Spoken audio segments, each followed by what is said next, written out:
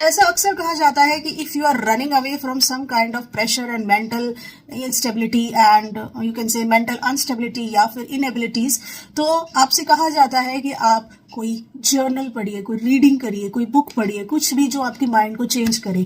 तो ऐसा क्यों कहा जाता है? क्योंकि रीडिंग इज अ हैबिट, इसको धीरे धीरे डेवलप करिए। It specially prepares a corner for you to relax. तो जहां पे आप रीडिंग करेंगे, you will definitely sit at a place, आप बैठेंगे, आप पढ़ेंगे, तो अपने माइंड को, अपनी बॉडी को कहीं ना कहीं रिलैक्स करेंगे। तो ये एक बहुत बड़ा कारण होता है कि रिलैक्सेशन आपकी माइंड, बॉडी एंड सोल को मिलता है अगर आप रीड करते हैं तो।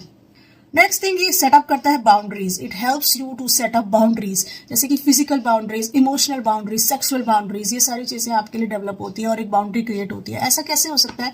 फिजिकल बाउंड्री इसलिए क्योंकि आप अपनी बॉडी को एक लिमिटेशंस प्रोवाइड करते हैं कि आपने इतना ही काम करना है, उसके बाद आपने रिलैक्स करना है, बैठना है, अपने आप को एक स्पेस देना है। दूसरी चीज, अगर आप इमोशनली बहुत वीक है उस समय और आप जाके कहीं पे अपनी इमोशंस को ब्लास्ट अप करते हैं and you display wrong emotions in front of wrong people at the wrong time, then आपको वो नुकसान दे सकता है क्योंकि कोई आपका फायदा उठा सकता है उस चीज का। तो इसीलिए इमोशनल बाउंड्रीज भी क्रिएट होता है। सेक्सुअल बाउंड्रीज किस तरीके से कि अगर आप बहुत वीक हैं, कोई आपकी उस सिचुएशन का, आपको इमोशनल करके आपका फायदा उठा सकता है, आपकी बॉडी का फायदा उठा सकता है, आपके इमोशंस का फायदा उठा सकता है और आपको पता भी नहीं चलेगा, because you are not in your own senses at that time. Whenever you are worried, you are in anger और you are emotionally weak, you are sad, कुछ भी हो सकता है। तो इसीलिए ये बाउंड्री सेटअप करता है आपके।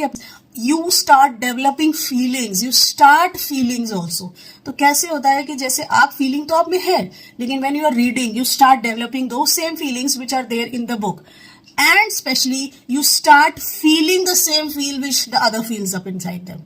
तो ऐसा कैसे होता है कि जब आप किसी को देखते हैं आपको बुरा लगता है कि अरे यार इसकी सिचुएशन कैसी है, ये कैसे मतलब सफर कर रहा है, या फिर कोई खुश होता है तो you also tend to become happy, अरे वाह कितना मजा आ रहा है साथ में, तो आप वही चीज फील करने लग जाते हैं। इसी तरीके से जब आप रीडिंग करते हैं तो you start developing a habit कि यू बिकम एम्पैथेटिक। उससे भी ऊपर एक चीज है that you develop a vocabulary, intellectual development. ये सब आपको तब होती है जब आप कोई भी बुक पढ़ते हैं, कोई न्यूज़पेपर पढ़ते हैं, कोई जर्नल पढ़ते हैं, कुछ भी मैगजीन्स पढ़ते हैं।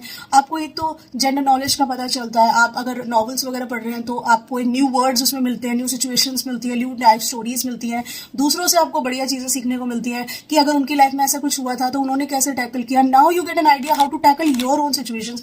तो yes, definitely you develop a cognition abilities, intellectual mental abilities, intellectual abilities, mental growth आपकी होती है, कहीं ना कहीं यू बिकम स्टेबल। तो these are number of points which help you while you read and develop a habit of reading. तो इसीलिए अगर आपको ऐसा लग रहा है कि आपको बहुत ज्यादा हैबिट अभी डेवलप नहीं हुई, आप इस तरीके की बुक